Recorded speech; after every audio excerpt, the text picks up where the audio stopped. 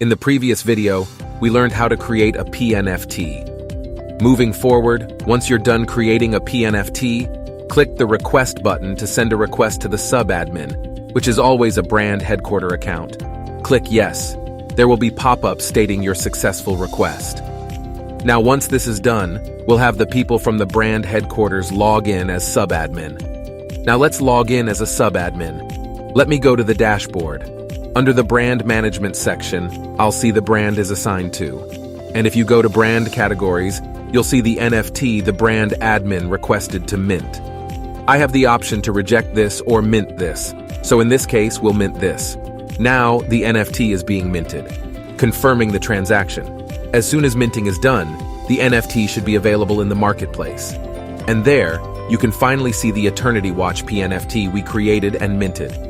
You can also see its current price in USDT. It's that simple. If you click on the pNFT, you can see all the important information, properties, and activity of the pNFT. Amazing, right? Stay tuned for more videos.